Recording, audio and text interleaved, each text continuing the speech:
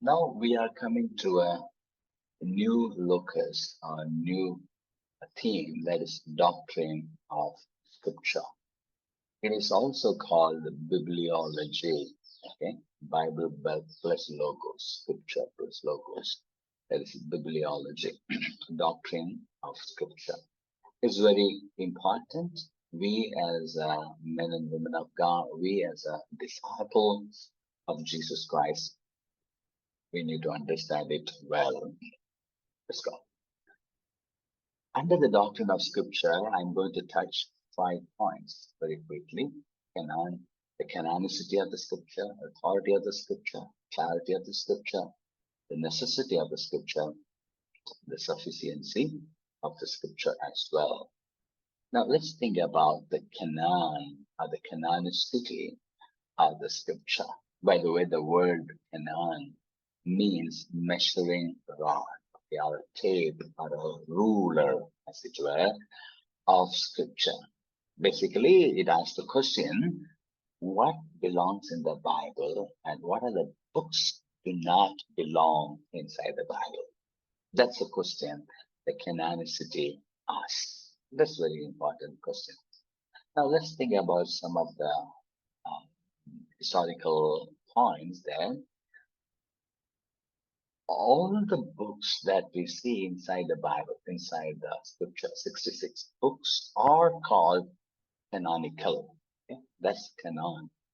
The books that are already there inside the Bible, 66 books, are canon.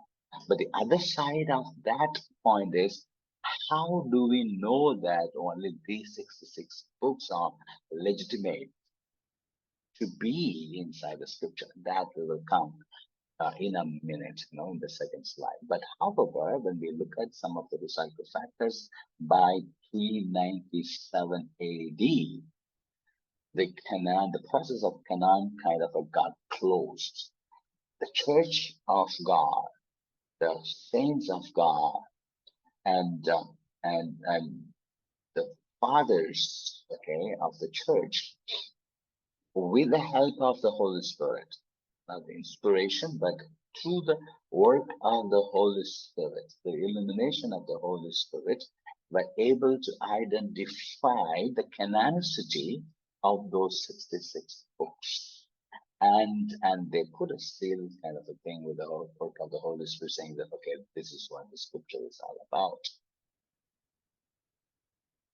And the early church did not consider many other writings, many other writings to be scripture. Rather, they called it apocrypha, and they said that because they are merely human words, because we are not able to see the inspiration of the Holy Spirit in it. So basically, how do we know that the books are inspired? The canonicity gives an answer. Let's look at the criteria for determining whether a book is inspired or not, or criteria for determining a book's canonicity. Now, this idea that I have brought from Norman Geisler's book, he says we need to ask the question, are probably the saints ask the question? I'll make a very important point here. These 5 criteria are not set by church to the 66 books. Listen to me very carefully. These are not 5 rules that the church, first of all, sat together and came up with the first 5 criteria in order to see the books, but they have seen these 5 things in those books. I just give you an analogy.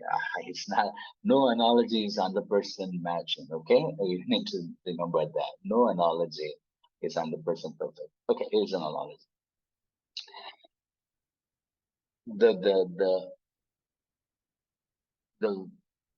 The withered leaves of the tree are falling, okay? And the spirit blows. Spirit means pneuma blows. Pneuma means wind blows, okay? The Hebrew word for spirit, the Hebrew word for wind is a Greek word, pneuma. So also in Greek, okay, the same word is used for both wind and breathing and also for air. Okay. Now, when the Spirit blows, the withered leaves are scattered. And here we church historians walk through, over the leaves. The leaves are books written by many good people, let's say. Some of them are disciples of Jesus Christ. That's great. Some of them are historians, wonderful. Some of them are not necessarily good people, okay? Written by many people. It is there all over the space under the tree, and still, and you see the wind is blowing, and you see a group of leaves grouped together, connected together.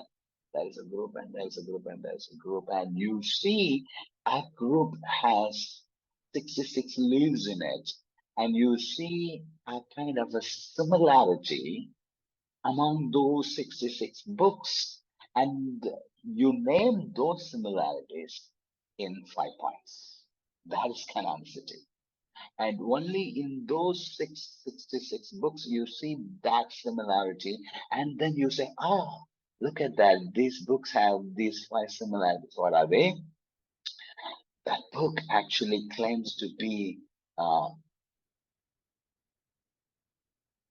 coming from God. That's the first. That books claim to be written by the servant of God. These books claim to tell the truth, and these books claim to have the power to transform those who believe that. And also, this book actually written. Just a second, let me read that. The book received. Okay, this book claimed to be accepted historically by the other member of God. Okay, let's read it now. Number one, authority. Does the book claim to be of God? Is the book written by a servant of God or apostle of God or one of the closest acquaintance of the apostles? What about the authentic? Does the book tell the truth of God that is correlating with other books of the scripture? And does the book have the life transforming power of God? And then is the book received or accepted by the people of God? It claimed to be of God, written by servant of God, and does it tell the truth of God? And does it have the transforming power of God? And was it accepted by the people of God? So a book goes through, when these things are applied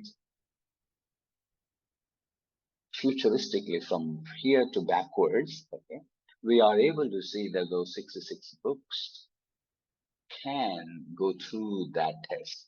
Now, that is not the work of the church, but however, at the time of the 4th century and the 3rd century and the 5th century, the theologians were able to see those things found in those books. So that's why we say that church is not the creator of the canonicity, but the finders of the canonicity, the acknowledgers of the canonicity. We don't create the canonicity, but we understood and we learned the canonicity by the character expression of the scripture, the 66 books, the nature of the scripture. I don't know how well you understood what I said. I hope that you continue to dig deeper on these ideas, and we will see.